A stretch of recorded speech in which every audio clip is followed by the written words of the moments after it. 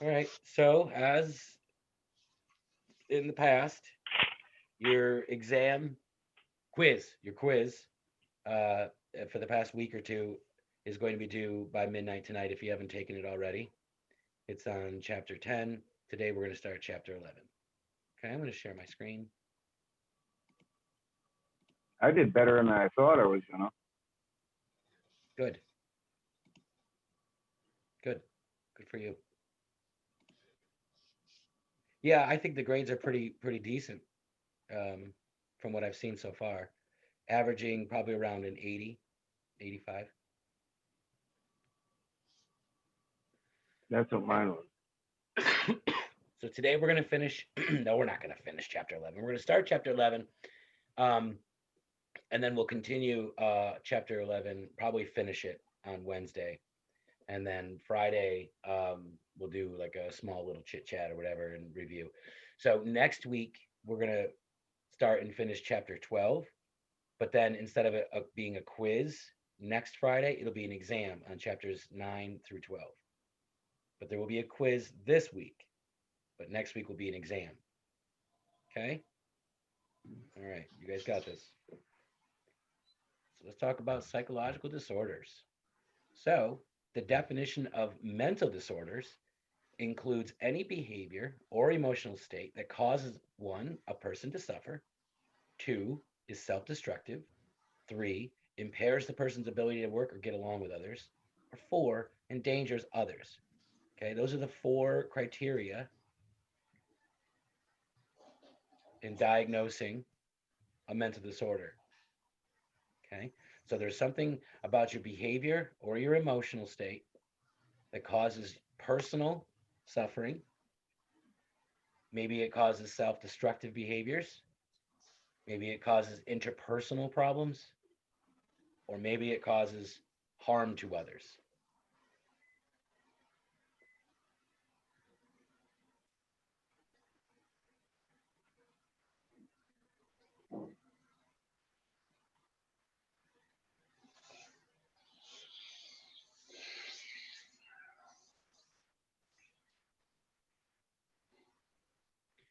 Natasha, do you have like a Venmo thing or anything?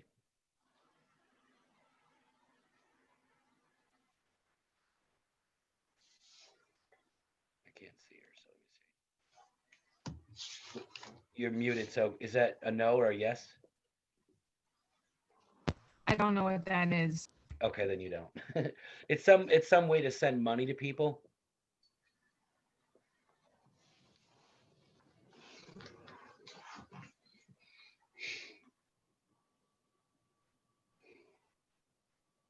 The good news is that it's supposed to warm up quick Yeah, so Yeah, next week.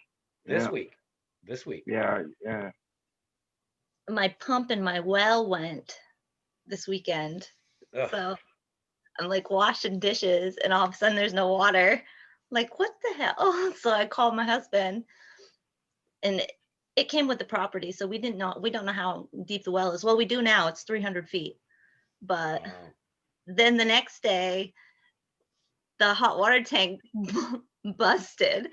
Like, you did something wrong when you fixed the well, you know? He had to have. Hmm. It doesn't make any sense. Like, The only thing I can think of is that if you ran out of water and the hot water tank wasn't turned off, you will ruin probably the wasn't, nobody was home but me, and I was, I don't know, yeah, ignorant. It burnt up the heating element. the elements. Yeah, so that's did you get the hot water tank fixed? Um, yeah, we replaced it. We bought a Oh, new, I was we gonna bought say a it's pump. really easy to fix that, but Yeah, that's okay. All right.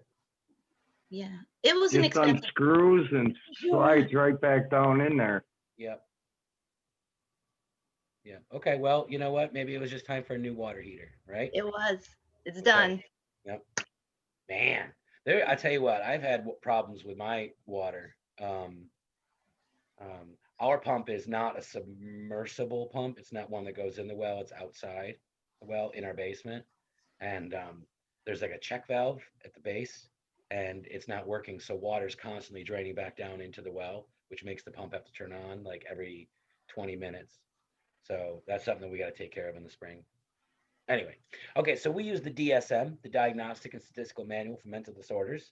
We are currently in its 5th edition, and it was released in 2013. They're working on a 6th edition now. It provides clear diagnostic descriptions of various mental disorders. It's designed to assist mental health professionals in the determination of who does and who does not suffer from a disorder. It also helps with treatment, like giving different courses of treatment for different issues, different illnesses.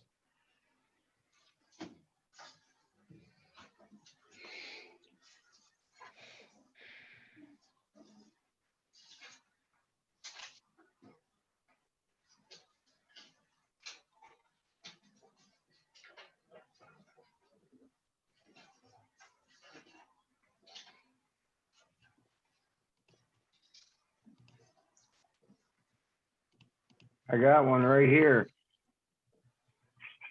DSM. Yeah, nice. So in recent decades, there's been an explosion of mental disorders identified, right? And some people support it and say, hey, having new categories is good because that helps us distinguish between the disorders appropriately.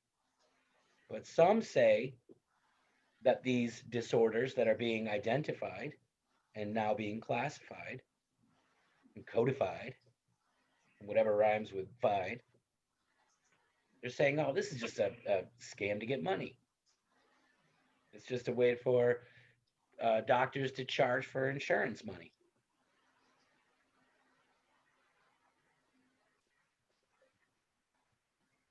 What do you think? What do I think? I think that um, I know what I think. I think that the DSM does what it's supposed to do. Let me put it this way.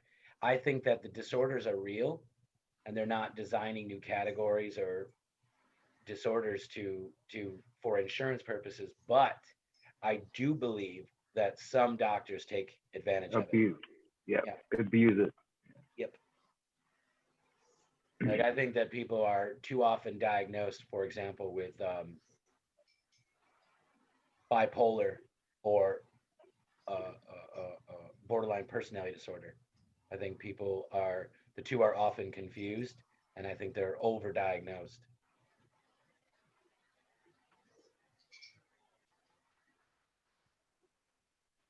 I think some people just have quirks.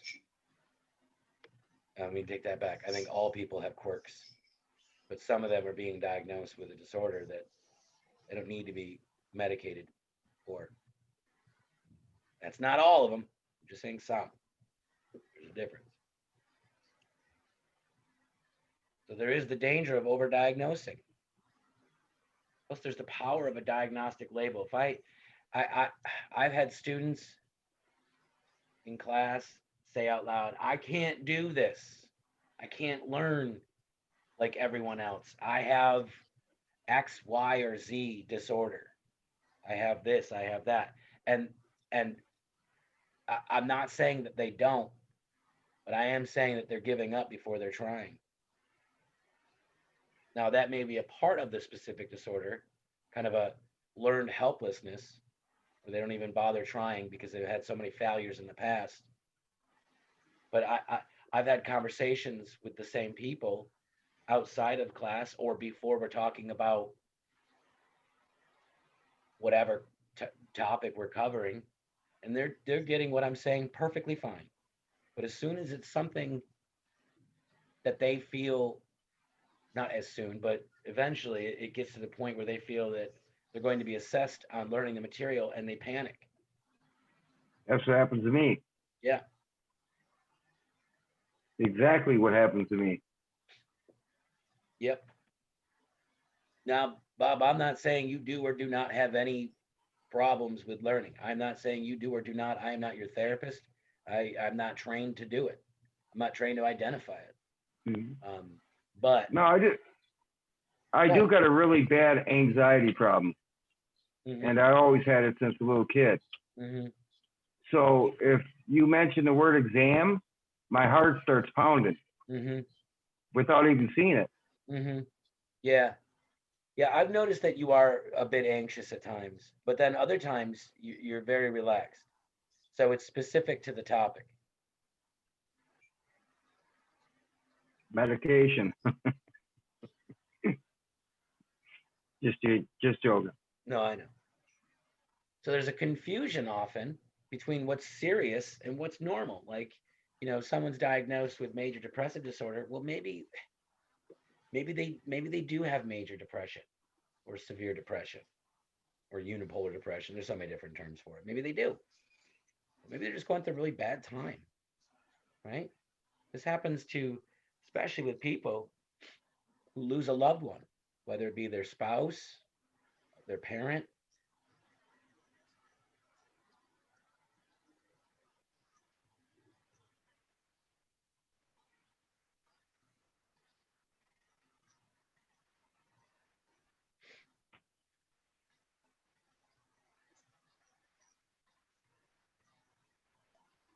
What do they mean by that bottom comment? Illusion of objectivity. So the idea that if somebody is being assessed objectively, it means that the clinician that is doing the diagnosis or the assessment is remaining impartial, that they are not leaning toward one form of, or so different therapists or clinicians rather are trained in different areas of specialization. Some are psychoanalysts, some are social therapists, interpersonal therapists, some are biomedically trained, so they might look more for a chemical cause, or some would say it's based on your experiences, so a behaviorist approach.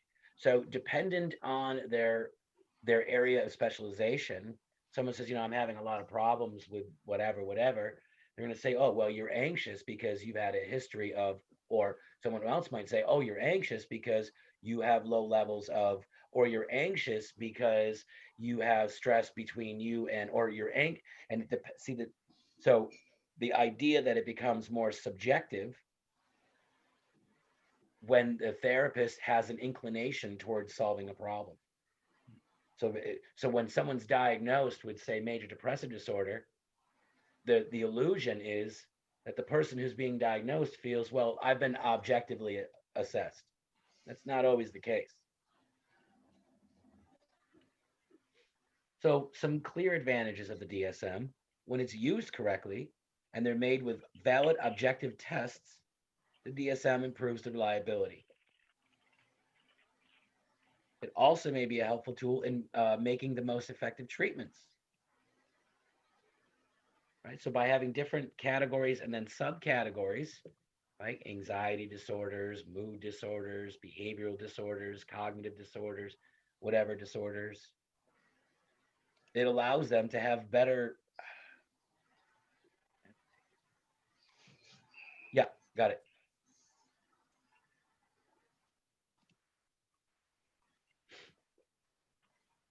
So by having different subcategories, what is this personality disorder? Okay, we got a personality disorder. Is it cluster A, B, C? Is it personality type the A, B, whatever? Is it,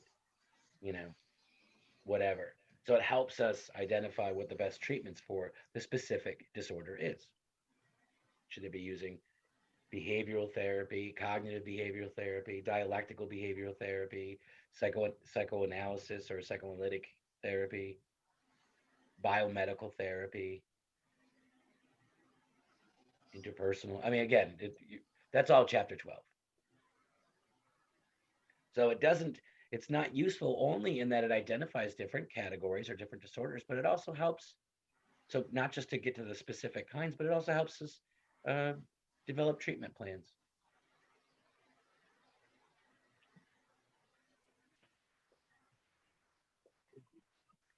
Those are my favorite kind of pens, Hammer. They're reliable, Yes. and they write smooth. Yeah, I dig it. Get a Bic. Yeah, but not the clear ones though. I don't like the clear Bics. You know what I'm talking about? With the blue Yeah. cap. I don't like those. I like those. Which one? She's got the gray one with the black cap and the black. Yeah, Oh, those ones. yeah. Those are the good ones. Pens. All right. I'm not one of those crazy pen people though. I'm not either, but I just whenever I get one of those, People I'm get like, ooh, crazy about their pens though. they are right. See the kind that Bob had. I don't like those. Those are too for me. Those are too bulky, too I fancy. can't stand gel pens. They smear all over. I don't know Yeah, why your those- hand rubs it everywhere on the paper when you're writing. I hate those things too. Culture. So our culture has a direct influence on which kind of disorders are more prevalent. Prevalent means like what are the number of cases in any given year. Incidence is saying what are the number of cases in a particular point in time. Don't worry about that. Anyway, so so our culture has an influence on what we deem as normal, right? So some of our disorders or syndromes are culture bound, meaning they occur more in one culture than they do in others.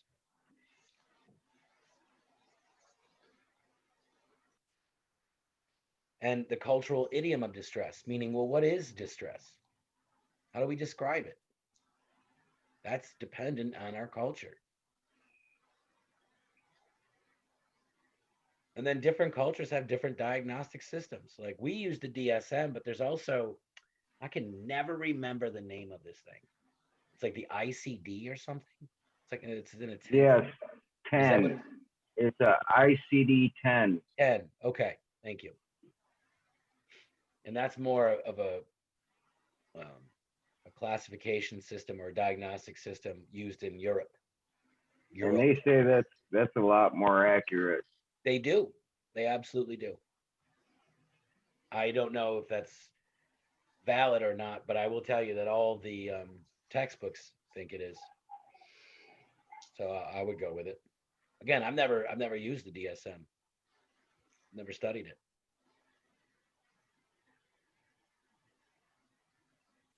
Well, it's it's pretty self-explanatory. It's just that you have to know there's all different sorts of, like, say, substance abuse.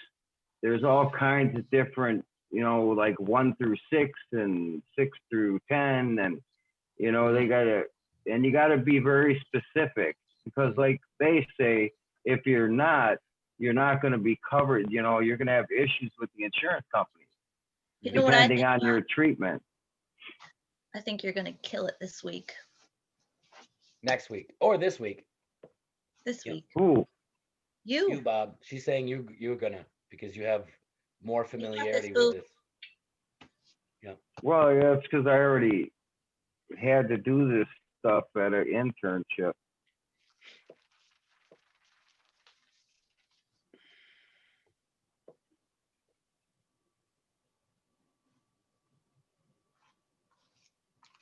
Okay.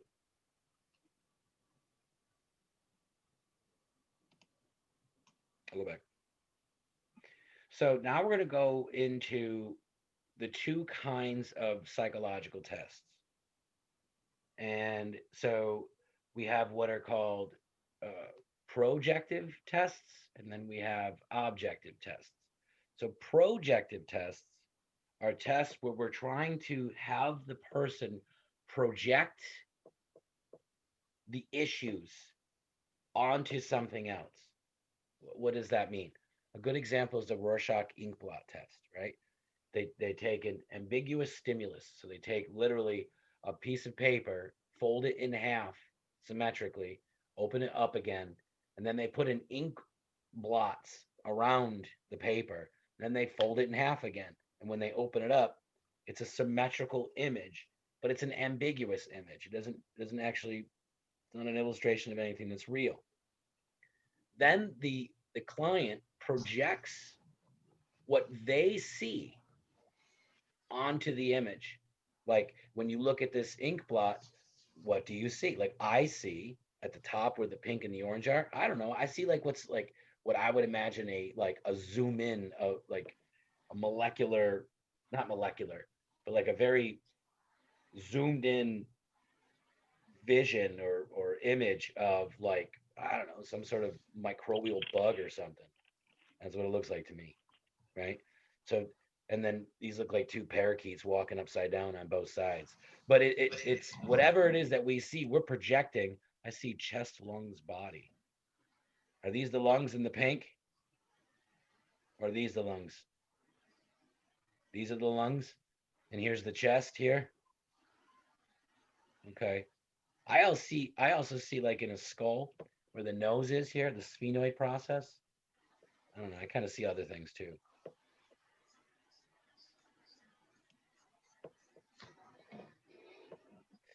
Now, why would we want to use this? Well, these can be particularly helpful when we're dealing with children who can't verbalize their problems. Either they're not capable of explaining what's going on because of their age, or maybe they're ashamed, right? Or they're embarrassed about something. So be like, what do you see here? Oh, I see a kid getting hit, or you know what I mean?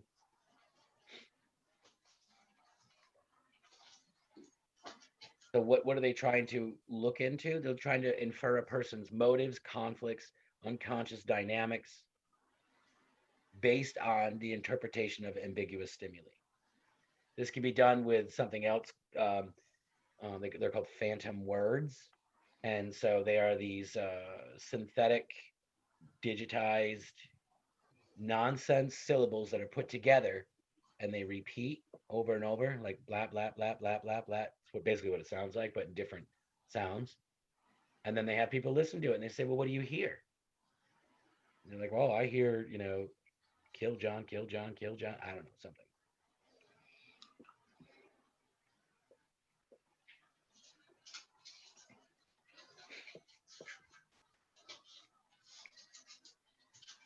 And then we Oh, have, oh, go ahead, buddy. I just want to take a picture of that. And then we have next the objective tests, right? These are also called inventories. These are standardized, what we have, we could use standardized objective questionnaires. And the reason why they're standardized, we call them standardized, is because your assessment is compared to others. Think of like an IQ test. And when you take an IQ test, you're not just given your own IQ score, you are, but that score doesn't tell you just how intelligent you are, but also in relation to others. So if you score above a 100, then they say, well, you're in this percentile. So it's not just taking a test in psychology 101, a quiz, and you earn, let's say, a 95. That doesn't mean anything other than you earned a 95. A standardized test tells you that you've earned a 95 and where it falls in a distribution of those who have taken it.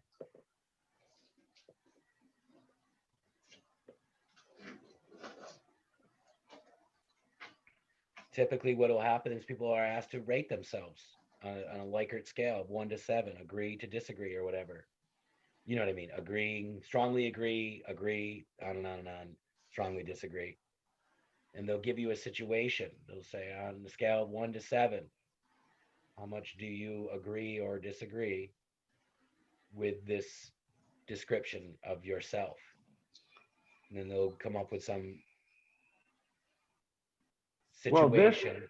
Go ahead. this I really agree with. These written tests. Mm-hmm. I think they're more reliable than a verbal description They are. because people can say whatever they want to say Yeah. to make it sound bad or whatever. But when Yeah. it's Right. So that's called people will lie, or I should say people will be dishonest to maintain a positive image of themselves to the other. that's asking the questions. It's called the social desirability bias. And so what happens is that the results of those data are not valid. They're not measuring what they're supposed to, and they're not reliable. And that means that if they take it again, it's going to yield the same results. So objective tests are both reliable in that they yield the same results if taken again, or very similar, and they're also valid in that they measure what they're supposed to. Know what that means, by the way. Where is that? Hold on a second. Yeah. Know the difference between reliability and validity. We already discussed this. This was like in the second chapter, I believe. Reliability and what? And validity. So I'll tell you what they are right now. Reliability is that if taken more than once, the test yields the same results. Reliability is that if the test is taken more than once, it yields the same results.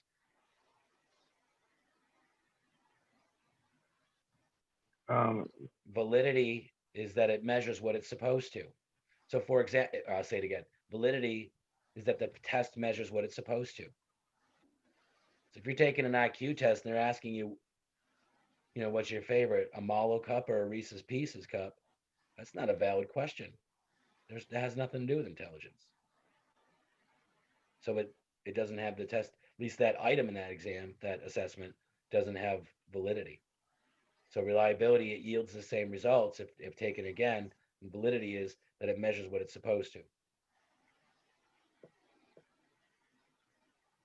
So now if you look at projective tests, they're not reliable because one day someone could see a bug, the next day someone sees a train. And it might be dependent on, what they watched the night before, or what they just read about, or what someone just told them about, a story. So they've been primed to think or see something. And so as a result, they're not valid either because they're not necessarily measuring what they're supposed to. All right. So a personality test, MMPI. There's also the, man, for my life, I can never remember the name of this test. And students always have to tell me. They always have to remind me. What's that famous personality test?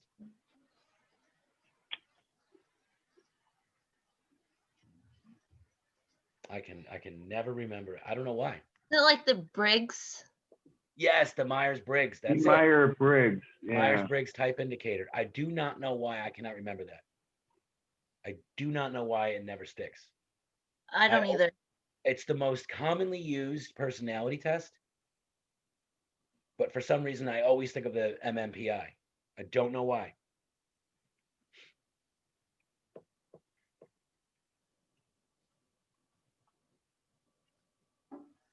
But the MMPI, the Minnesota Multiphasic Personality Inventory, it says it has 10 indices or scales of personality, meaning think of it as spectrums of personality expressions. And so the next slide, you don't have to know them, but I thought I'd put them in just for interest's sake.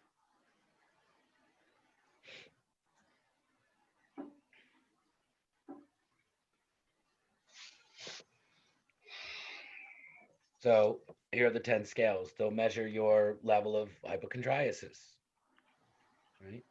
Your depression, hysteria, psychopathic deviance, masculinity, femininity, paranoia, psychasthenia, schizophrenia, hypomania, social introversion. I want to know these anyway. Go ahead. You had the notes. I think it's interesting and appropriate that they measure levels of masculinity and femininity. Like, why would that have to do anything to do with anybody's personality? Bill?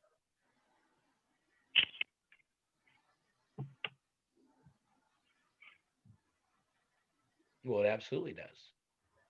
Because it shapes how we think, feel, and act. Whether we feel we're feminine or masculine. I'm a huge diva, right? You are. Yeah, we know this.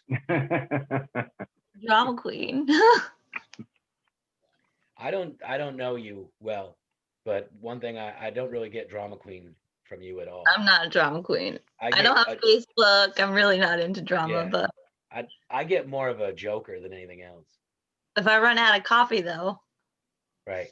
watch out Then then make a pot real quick. real quick. Stat. I always got coffee. I Ditto. like coffee, but I can only drink so much of it. What slide are we on? Let me see something real quick. 1, 2, 3, 4, 5, 6,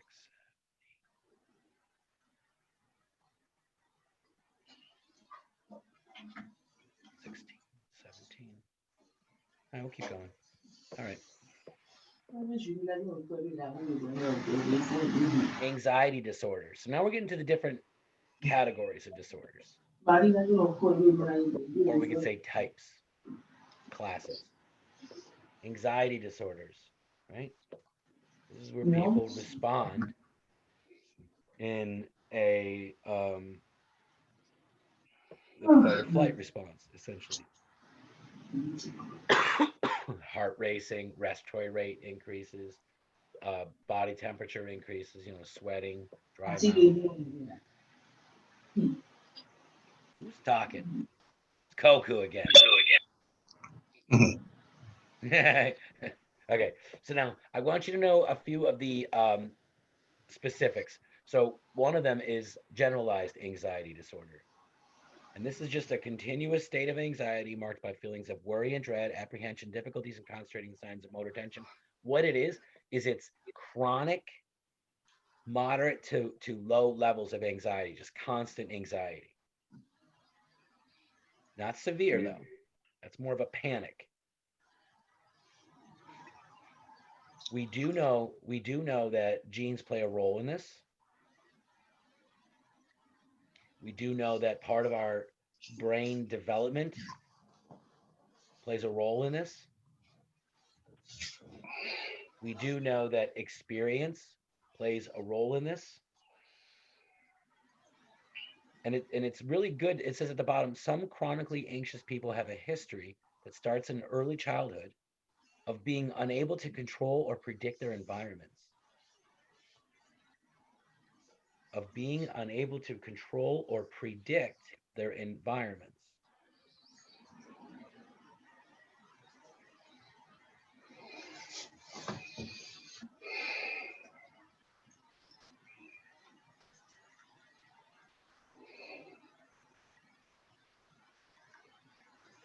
So if I were to ask you a question on your quiz or exam about GAD or GAD or generalized anxiety disorder, the answer would be something related to chronic moderate levels of anxiety. Understood. If I were to ask you, what are some things that cause it? One of them would be genetic predispositions, meaning you've inherited it. I have a quick question. Yeah, go ahead. So this whole chronically anxious people have a history starting at childhood of being unable to control or predict their environments. Mm-hmm. Don't all children have a history of not being able to control their environment? No. So think of it this way. It's funny. I just had this conversation with my kids. Maybe I'm just thinking of it wrong because I'm like.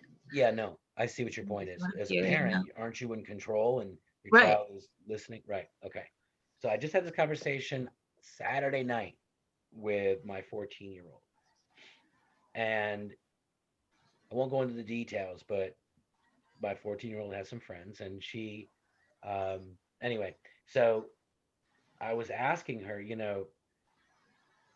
do you think that all of your friends have a stable environment at home? And she said, no. I said, do you think that when you do something, you know pretty well how your mother or I are going to respond to that? And she said, yeah. And she understood what that meant. And that was, well, if I do this, that's a good thing. And they're going to respond and say, good job. I like that. Good work. Mm-hmm. And if I do that and it's a bad thing, like pick on my kid's sister or something, that's not a good thing. It's very predictable, right? So a parent who is either neglectful, erratic, uncontrolled, impulsive, might respond to the one good thing with nothing. Ignore it. But only respond maybe to occasionally doing the right thing. Like, oh, good, I'm glad you did that. Or the next time they do the same thing, they're just, moving on. So that makes it unpredictable what their environments are going to be based on they don't know when their father comes home if he's going to be in a good mood or a bad mood. They don't know if when mom comes home, we're going to have food or not. So, and by able to control, the control part is I know that when I do this, this outcome occurs. Okay. Now you understand, right? I totally get it. Okay, good. That was a great question, though. Let's stop here. You wanna? Yeah. It's Monday, right? It's Monday. I worked last night. I'm tired. I You gotta go. worked last night. You're tired. I gotta go grocery shopping. It's cold You out. gotta go grocery shopping. It's cold out. Listen, listen, just a minute. I got to ride my bike down to